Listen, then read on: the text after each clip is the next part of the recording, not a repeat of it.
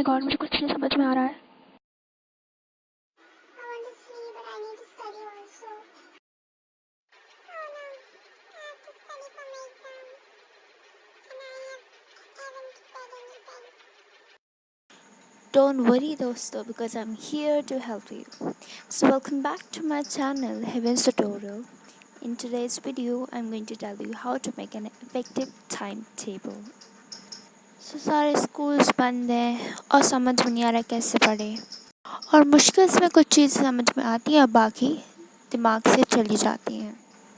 So today I'm going to share with you my style of studying, how I make an effective timetable, how I read, and how I remember it clearly.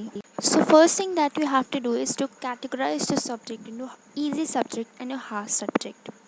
Easy subject like your computer, economics if you have taken, environmental science if you have, and geography. Geography is a very easy chapter.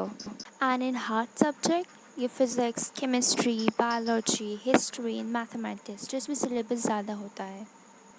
Now let's make a timetable. So यहाँ पे मैंने effective मेरा जो मुझे जो time suit करता है that is from 3 PM.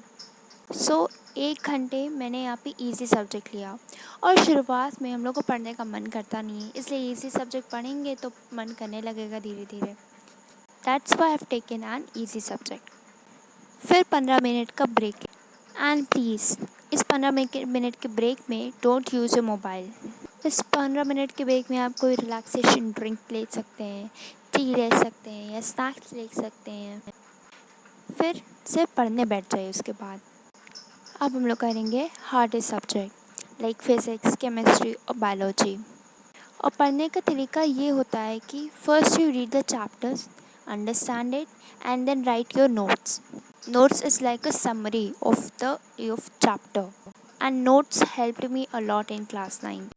Then again 50-minute break. उसके बाद फिर से कोई हार्डेस्ट सब्जेक्ट लाइक अगर पिछली बार आपने बायोलॉजी किया, अब इस बार फिज़िक्स या केमिस्ट्री. फिर हम लोग ने 5 मिनट का ब्रेक ले लिया. अब हम लोग करेंगे होमवर्क लाइक मैथ्स भी कर सकते हैं, या स्कूल में ऑनलाइन क्लासेस के वक्त कोई अगर होमवर्क मिला है तो वो कर सकते हैं. फिर हम लोग आधे घंटे का ब्रेक लेंगे, उसमें आप टीवी या मोबाइल देख सकते हो. फिर आखिर में रिवाइज़ कर लिए सब कुछ. और हॉलीडेज़ में लाइक संडे है, सैटरडे है, उस वक्त आप सारी चीज़ें रिवाइज़ करिए जितना भी आपने पढ़ा था. And revision is the only way that you can remember it. So this is how you will make your timetable. And this is small preview of my time. ये सारी चीज़ें एज़नोवा मेथड है. एज़नोवा मेथड का मतलब ये होता है कि ऑर्गेनाइज करना अपनी ड्यूटीज़ या टास्क को, जैसे कि हमने इजी सब्जेक्ट में किया और हार्ड सब्जेक्ट में किया. और ज़ैकार्निक इफ़ेक्ट दैट इज़ किसी इंटरप्शन के टास्क को कंप्लीट करना. सो डरने की ज़रूरत नहीं है, just be relax and believe in yourself. That is the most important thing, because कई लोगों को पढ़ने का मौका नहीं मिलता है and you are very lucky. और याद रखने का सबसे अच्छा तरीका है रिवाइज इट डेली. जैसे मैथ्स की प्रॉब्लम डेली करते हैं वैसे ही revise it daily. Give 5 minutes to your subjects. वो चीज़ आपके मार्क्स बदल सकता है. And don't think I am a failure. Just have faith in yourself, and remember, if you want to make your parents proud, you have to do it. I may not sound that motivational, but and let me tell you, I improved in class 6th. I wasn't that much good before. And one thing, we don't like to be insulted. If you don't want to be insulted, start studying right now. Now अब एक नया question उठता है, how to follow your time table. Time table बना लिया but सब follow हो नहीं पाता है. फॉलो करने के लिए दिमाग में रखिए कि अगर मैंने ये टाइम टेबल फॉलो नहीं किया तो मेरे 0 नंबर आ जाएंगे. अपने अंदर एक फ़ियर भी पैदा कर लेना चाहिए. सो शुरुआत में 50% of A time table start करिए फॉर 2 डेज़. और अगर आपने ऐसा टाइम टेबल 21 दिन तक फॉलो कर लिया तो आपकी ये 10 तक हैबिट हो जाएगी, विच इज़ वेरी गुड.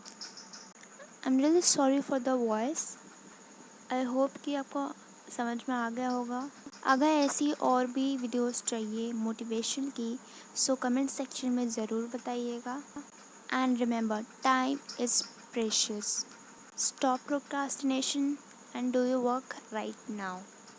अगर वीडियो अच्छा लगा हो तो लाइक ज़रूर कर देगा, share and subscribe the channel for more update. और इस वीडियो बनाने में बहुत एफर्ट्स लगे हैं, सो प्लीज़